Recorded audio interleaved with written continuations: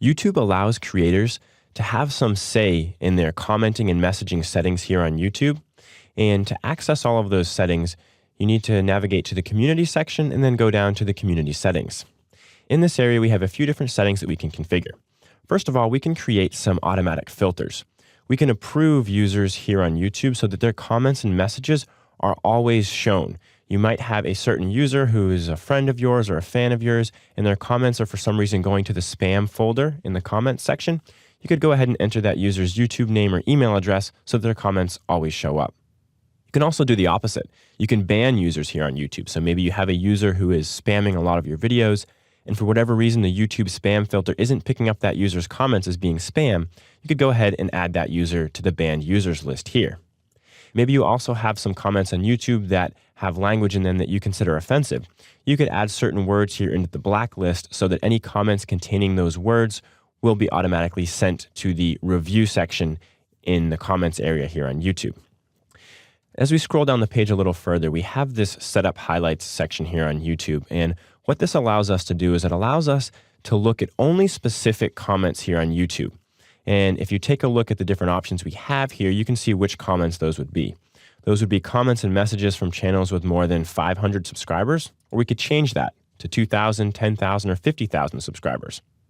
We could also make our comments and messages highlights only be comments and messages from highly engaged fans that are commenting on a lot of our videos, liking our videos, sharing our videos. We could also make our highlights only be comments and messages from people who are subscribed to our YouTube channel. Or we could make our highlights be only popular comments that are getting a lot of responses and likes here on YouTube. You can see that we have a lot of different options here. We can disable certain criteria, but then the big question becomes, where do we see these highlighted comments? This is just the settings screen. So because we're in this section, I'm going over these settings right now, I want to show you where you can see these highlighted comments once you've configured the settings for them. So what we're quickly going to do is we're going to go back up here to community, and I'm going to click on comments. I'm actually going to open it in a new tab so that we also stay in the settings section. And in that new tab in the comments section, you'll notice that we have this drop down over here that says all comments. If we click on it, we have the option to only show our highlighted comments. So with the way our settings are right now, the comments in this area are only going to be comments and messages from channels with more than 500 subscribers, or from highly engaged fans, or comments that are just popular here on YouTube that have had a lot of engagement from other viewers. So that's a great way to kind of filter through some of the smaller and maybe less meaningful comments to really get to the big ones that you want to engage and respond to on YouTube. The last section that we have here in the community settings is our settings for comments on our channel and our new videos. So in the new videos section, we can make it so that comments are automatically posted right away to our video so that other users can see them. That would be the allow all comments option.